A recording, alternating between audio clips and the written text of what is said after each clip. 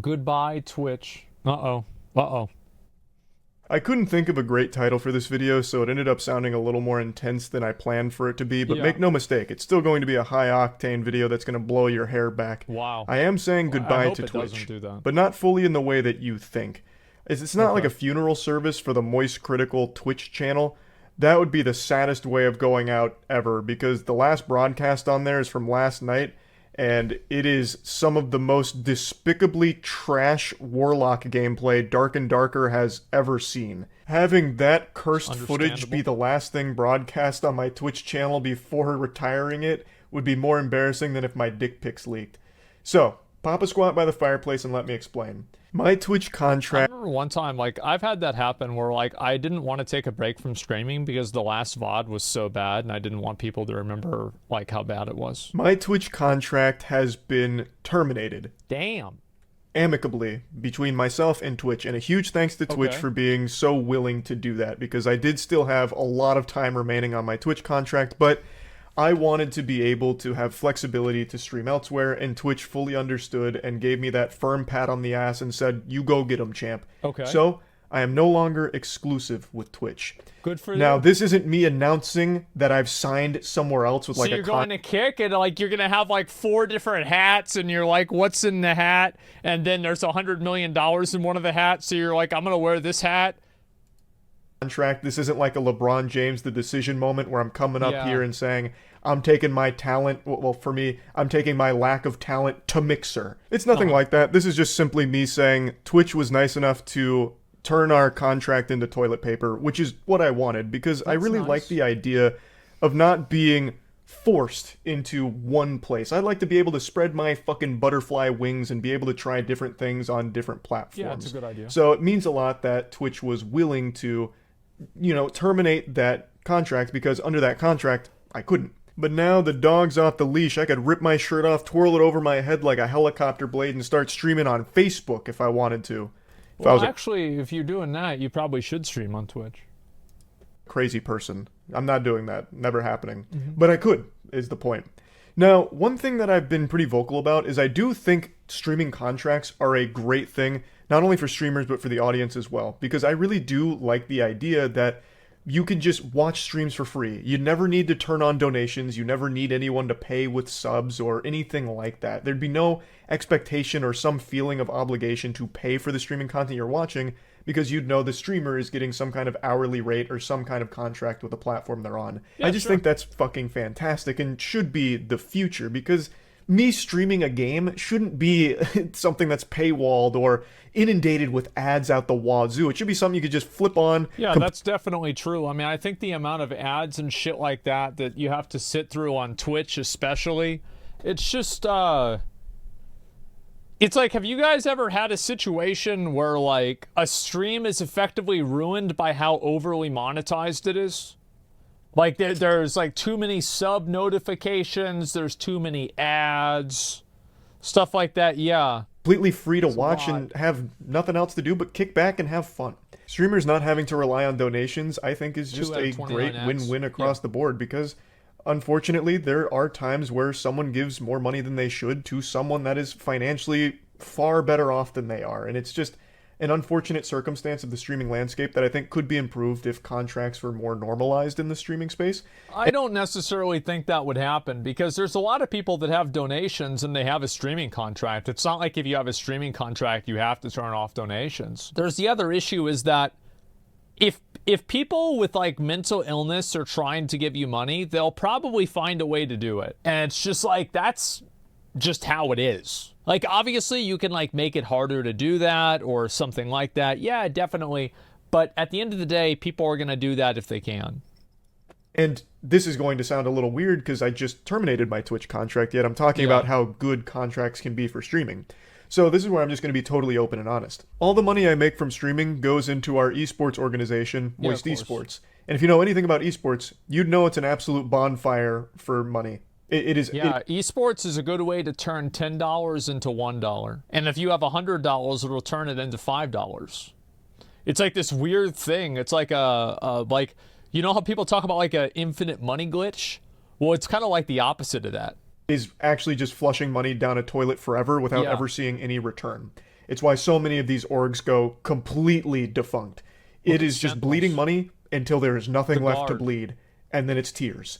That's just the landscape of esports. But we're in esports because we're passionate about it. I fucking love the esports scene. I really do. Well, it's also because Charlie and Ludwig, like their teams, like they can monetize their teams in a way that other companies can't. Like they can make content off of watching the players from their teams play games. So they can double dip in a way that a traditional esports organization is not able to do so.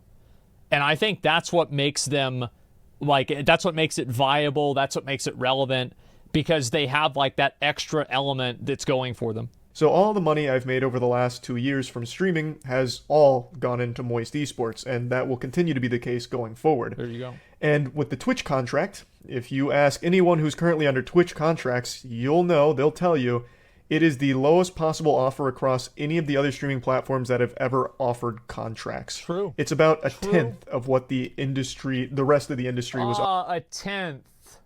Even that's generous. Yeah, even that is generous, gentlemen.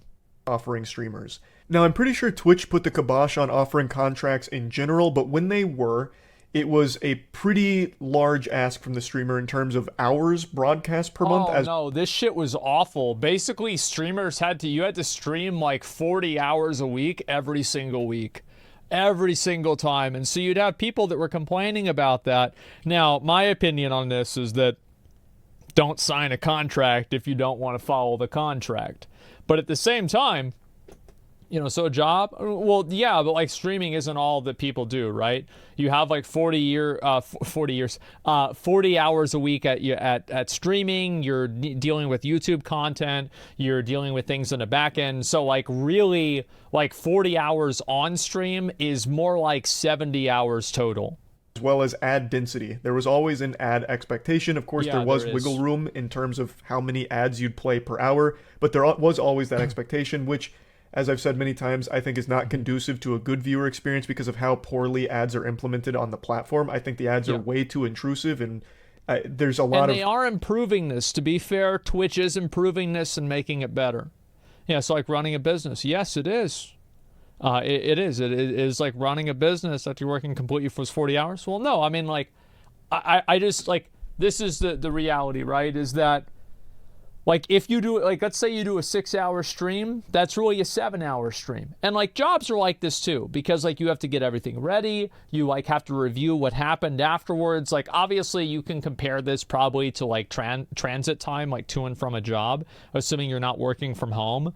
And then also, like, again, if you're good at what you're doing, you are also making YouTube content. You are also making, keeping up with trends. You are also doing things off stream. You're collaborating with other people. Like, there are a lot of other activities that streamers do in order to stay relevant that are not necessarily streaming. Room for improvement there. So the contract was very strict, and the payment from the contract was not enough to even cover a single one of the Moist Esports teams. Jesus. So we all just kind of felt like this contract isn't really doing anything except making the streams worse because of having to pump ads into them. Ooh. And it just didn't make sense anymore. And we wanted to try new content, but we couldn't really get excited about Twitch as a platform because not only that, the platform's kind of been making some horrible decisions over the last couple of years. I do think they're starting to get a little bit better. Like, I think they're starting to... Yeah, they've improved the ad experience a little bit, and that's nice. Get it a bit more, but not much. Like, I'm hoping they'll correct course here and steer the ship a bit better, but it's just been hard to get passionate about Twitch, and I'm sure a lot of other streamers have felt the same way. I've seen quite a few of them say... I don't know. I think that if Twitch gave me a really big contract, I'd be passionate about Twitch. Yeah. I think I would be. But as it stands right now, I'm really not passionate at all, guys. Yeah.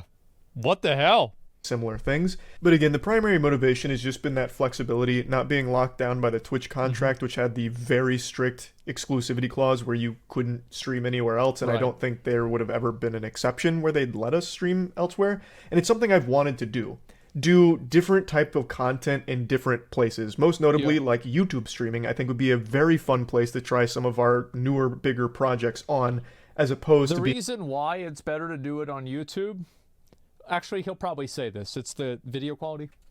Being forced to do them on Twitch, which is nice because I've been wanting to try different things on YouTube streaming in particular.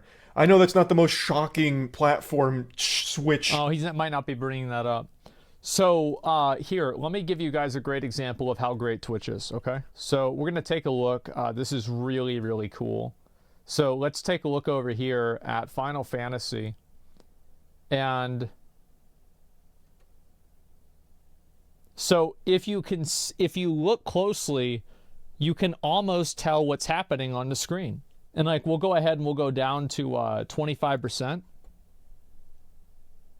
So yeah, you can almost see what's happening here. And, you know, I think that I'm casting the Bahamut beam. Yeah, I am. You can tell that I'm casting the Bahamut beam.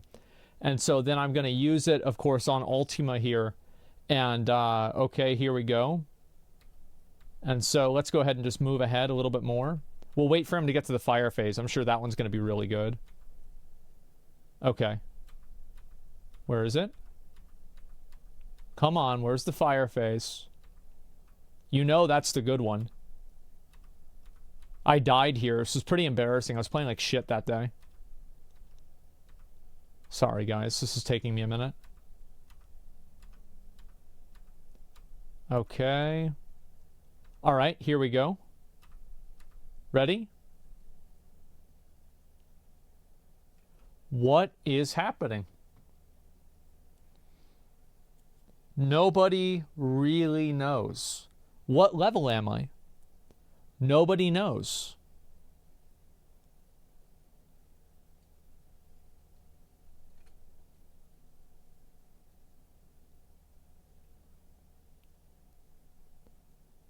Isn't this good? Yeah, this is the bitrate for Twitch. And so as you can see here, if you look very closely, there is just a parry that was used. Now, you can't tell what's happening. Like, it's just, this is so bad. It's so fucking bad. And like, look at my face too. Look at my fucking face. Watch a Mathel PoE video? Oh, Mathel PoE videos are bad too. Yeah, they have the same problem. You have to record locally because of it. Show us your Vampire Survivors VODs. Yeah, it's the same thing. How much better does it look on YouTube then? YouTube allows broadcasting of up to, I think, what is it, 12 or 12K or 15K bitrate. I don't know which one, but Twitch, I think, is capped out at 6 or 7K. So it's literally double. Like, it's actually twice as good. Ever, considering I actively post videos on this platform already, but I really feel like the streaming side of here is just a totally different beast. Mm-hmm. And if we have any octogenarians in the audience right now, many of you might remember that I actually did used to stream on YouTube back in 2017. I streamed on here for about a year, and then in 2018 I made the switch back to Twitch, and I've been exclusive on there since 2018.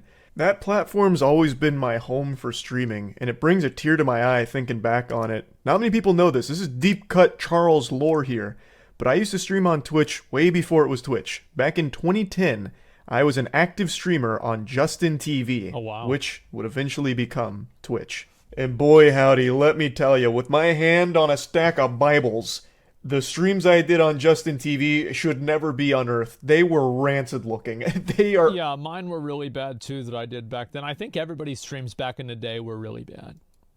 Unwatchably hard to digest what is even happening on screen. The shit I was broadcasting looked like a Sasquatch photo. It was extremely blurry. It looked like you were trying to remember a dream. It was the lowest possible bitrate, the lowest possible FPS. The audio was incomprehensible. It sounded like 3 walkie-talkies under... So nothing's changed, okay. ...water while torpedoes were blowing up around them. It was terrible. It looked like something out of The Ring. I bet everyone that accidentally tuned into one of my Justin TV streams thought they were going to die in 7 days. And I used to stream fucking horrific. I wouldn't be surprised if some people that watch me play Vampire Survivors got sick watching it at like 28 minutes in. World at War Zombies gameplay. Let me show you one of the surviving archives of a clip from it. Shit, I'm the last one. Critical. We can do... Oh, shit. Shit. 2 seconds. No! Ah! Ah! Split the defense. There's a 12 Split there. the That's for how defense. many frames there are. Hustle play. Hold on, I gotta talk on the mic to just hear this. Oh my god. Who's spraying fire on me? Oh, Jesus. I just took on the world zombies population, and that one almost took me out. That, my friends, is the old glory days of streaming, the golden era. That's what it used to look like back in ancient times. I'm actually at the point where I feel like the grandpa from Rugrats, Lou Pickles, where he'd tell a story like, we had to hike 15 miles up a hill in the snow just in order to get a single kids nowadays don't know about capture cards. Fucking thing of smelling salts. Like, that's how I feel. That's how we used to broadcast our streams on Justin TV. Well, I guess not everyone. Angry Video Game Nerd back then used to have a 24/7 Justin TV stream going on, and it was pretty good quality. But a lot of us were streaming like mine that. Wasn't. So, I'm getting a bit off track. Just going down memory lane with Twitch. I have been on there for a very long time. I did take a break in 2011, but I've always considered Twitch my home for streaming. So, I don't plan on leaving home.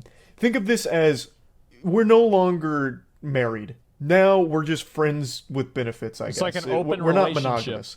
I do still plan on streaming on Twitch, and I think I always will. But I will also be streaming elsewhere too, most notably YouTube. I'm going to do my first YouTube stream tonight, probably around like 9:30 EST. Actually, probably closer to 10 p.m. EST, because I still need to eat dinner. So let's just say around 10 p.m. EST tonight, I'll go live on YouTube. And what I eventually want to do is be able to do different content on different platforms for streaming. So, for example, the Moist Wrestling League, we have our... You go to Rumble to talk about how COVID isn't real. You go to Kick to play slots. You go to Twitch to be a deer. And you go to YouTube to play video games. Our next taping next week. I do eventually want to take the Moist Wrestling League live, and I would love to be able to do it live on YouTube, because I think it would just go so fucking hard on YouTube. I like a lot of the features YouTube has over Twitch. The ability to just go back in a stream, just rewind it like native in the player, I think is great. I think the chat functionality is so fucking primitive, it is weak right now. Ludwig has Truffle to help with that, but the actual built-in YouTube streaming chat is trash, and it needs a complete overhaul. But I really do just love the idea of being able to do different projects in different places. Another thing is Dungeons & Dragons. We're going to be doing our own Dungeons & Dragons show, not like in an official capacity partnership with Wizards or anything. It's just our own silly campaign that we're putting a lot of resources into to make like really high quality, because we've been obsessed with Critical Role and Dimension 20 recently, and we just thought it'd be so fun to have our own wacky D&D adventure show that we would love to take live. And I think YouTube would be another great streaming platform for that content. But that's long term. Right now, there's not going to be a huge difference in content between YouTube streams and Twitch streams. I wonder if he'll get a deal from one of the other platforms like Kick or Rumble or something like that. Because it probably would be a good idea to take a contract with one of those other platforms if he's trying to make the money for the esports team. Tonight, I plan on speedrunning. I don't know if I'm going to try learning the Gollum speedrun or the Jedi Survivor speedrun. The Jedi Survivor speedrun looks super hype, and I think it'd be a fun one to learn. But I also love the idea of speedrunning Gollum, the worst game of the year so far. So we'll see. But yeah, that's kind of like the overall big plan, big picture now, with no longer being exclusive to Twitch. Yeah. I will, of course, still be streaming on Twitch. Like, I'll probably do more Dark and Darker on Twitch, tomorrow. Or maybe I'll do Dark and Darker tomorrow on YouTube as well. Like, that's the fun of it. I now have the flexibility to choose which platform I go live on, and eventually I would love to be able to have different content live in different places. So I just wanted to talk about this a little bit. I think it's smart to diversify and like have content in different platforms. So yeah, it's probably a good idea. Also say a big thank you to Twitch for even letting me do this, because like I said, I did still have a lot of time left on that contract, but we came to an amicable decision to just say, hey, it's all good. So that's super nice of them. And yeah, I'm looking forward to being able to do some wacky stuff. Just wanted to talk about all this. That's about it. So yeah. Good for him. Fuck. I mean, good for him, man. That's awesome. Like, is he live on like one of his channels? Because somebody said that he was. I'm actually kind of curious.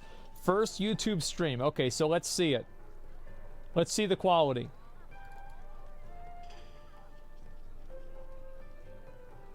Okay. This is pretty good. Let's see the quality here. I'll turn up to... oh, it's only at 780p. Or 720. He's streaming at 720. Yeah, the quality isn't, like, super great. I still do think, like, the bitrate might still be higher. Because it's not turning into soup, at least. He screwed up his quality. He'll fix it tomorrow, he said. Yeah, I mean, I think this looks pretty good. I mean, he's getting 22,000 views, which makes sense. I mean, shit. You know, he's a lot bigger on YouTube anyway, so it makes sense for him to do that. And I think this is a good decision. Yeah, good for him. And also, I think the more that people are moving to other platforms, I think it gives streamers more autonomy over, like, their own brand, over their own content, and it's just, in general, better off for streamers. So, yeah, don't you need YouTube Premium for 1080p? Well, I have no idea. I'm just saying, like, in general, I think it's a good decision for him to do. Thinking people will say if all the streamers move, we're here for streamers, not the Twitch platform, they're delusional. Well, the reality is that, like, if I go to Kick right now, how many people are actually watching Kick? Because this is what the problem is. That a lot of people... Actually, I mean, to be fair, like, if I pull this shit up... I'm opening it on the other screen because it's Kick, right? So... Okay, there's nothing bad here. Give me 1 second. I'll just take a look at it right now. So, if you look at this here, you've got... Your Rage right here with 27,000 viewers. And then Fuzi with 11,000 viewers. Look at that. That's a lot. 4,000. DeFran is just sitting here playing Overwatch for 4,000 fucking viewers. That's insane. That's a lot of fucking people. Now, there have been a lot of questions. Are these viewers real? Is it all fake viewership or what's going on? Viewership high to low? Yeah, I mean, it's basically the same number. And DeFran's viewership is always high. Well, the point is that he's keeping the same viewership. I think that's what really makes the difference. Is that if you're keeping the viewership going to another platform, then you're doing really well. Because I think the concern that a lot of creators have is that whenever you leave Twitch, you lose a lot of your viewers. But the more people that leave Twitch, the less that's going to matter. Because it disperses the live stream viewers more and more every single time. Are FX Life viewers real? No, of course not. But like most other streamers are. Open multiple tabs and check for yourself. I think they have like an IP blocker if you do that. DeFran used to be a 7 to 10k Andy. I don't know if DeFran was getting that many viewers. Maybe he was and I wasn't paying attention to them. Yeah, I don't know. Long-term bot boosting is expensive. Short-term burst for stat manipulation is better. Maybe it is. It's very hard for me to say. Pichu left for YouTube and now she has 500 average viewers. Well, there's a lot of people that like they have low viewership after they left YouTube or after they left Twitch, but like they were already. I don't know about Lily Pichu. I'm not sure, so I'm not trying to like say anything bad about her. I have no idea. But like there were a lot of people that like were already losing relevance, and so they took a platform deal somewhere else to like ensure that they're going to get a good paycheck for the next 2 years or something like that. Or they take a platform deal and they lose interest, right? And it's like they don't try as hard because they already have a guaranteed paycheck. Who cares? It's better living than stream 24/7. Yeah, definitely. Look at Tim or Doc. Yeah, exactly. I mean, there's a lot of people like that.